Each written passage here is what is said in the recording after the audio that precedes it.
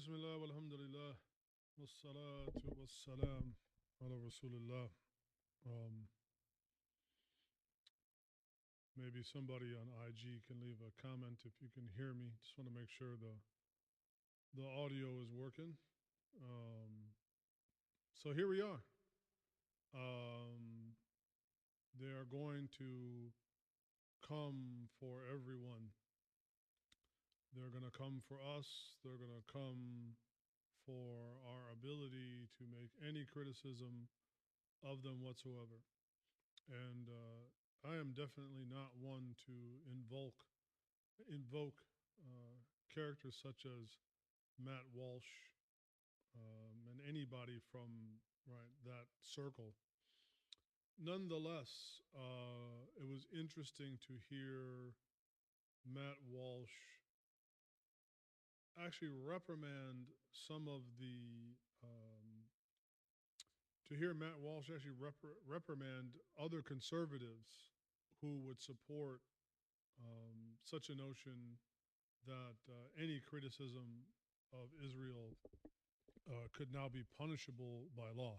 And I know that this is going to freak out and terrify quite a few people. And so, as you can see here, I try to put in the little banner here.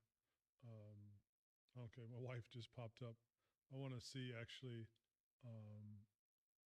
Hopefully, the audio is working. I'm not sure if it is or not. But anyway, I put the little banner up here, or the picture of Chris Hedges, who also, I'm not necessarily the biggest fan of Chris Hedges. He definitely has some leanings that I would not agree with moralistically. But it's interesting that even on the left, and even in independent, so-called independent journalism, that now there's going to be an effort to basically silence any dissent.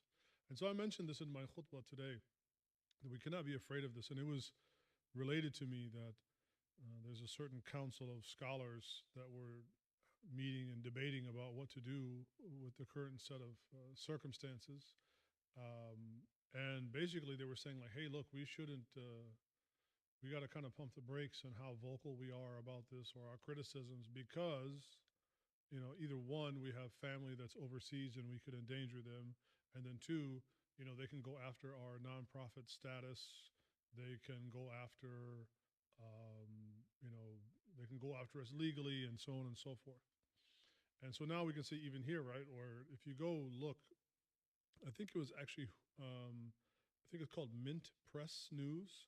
So if you go look at Mint Press News at their page on Instagram, you'll see that they were the ones that posted what I have here in the background about Chris Hedges.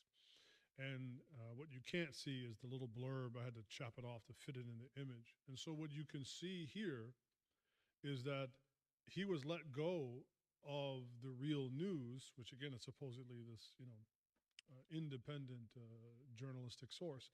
They let Chris Hedges go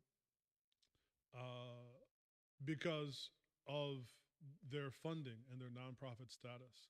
And so it seems like people are going to really freak out about this. Now, I think there needs to, that's why I wrote, we need to buck up a little bit. We need to pump the brakes and maybe revisit this,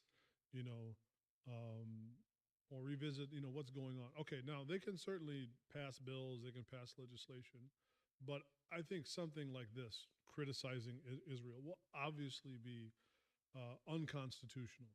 And I don't think it will be a simple step of now they have this bill, even if it manages to pass, that it's game, set, match. I think we have to, steel ourselves, as I mentioned in the khutbah, وَاسْتَعِينُوا بِالصَّبْرِ وَالصَّلَاةِ إِنَّهَا لَكَبِيرَةٌ إِلَّا عَلَى الْخَاشِعِينَ.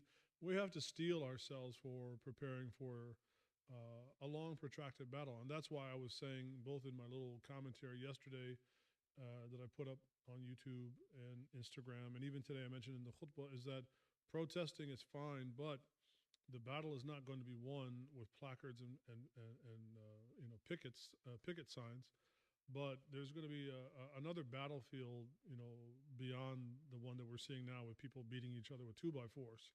And that means that Muslims have to get their game together and be willing and able and capable of going into those different arenas in which this is going to be fought.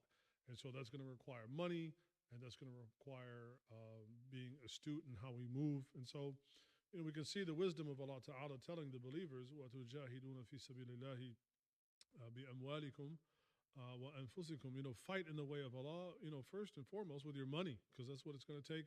And then, if it requires, with your bodies, with yourselves. So I think it's important for us to not become dismayed, you know, uh, uh, not to become, easily browbeaten and overwhelmed. Because I think that's more than anything, this group of Christian Zionists and their obviously Jewish Zionist partners that are looking to enact this bill, this legislation. I think the first and foremost thing is just a sort of shock and awe.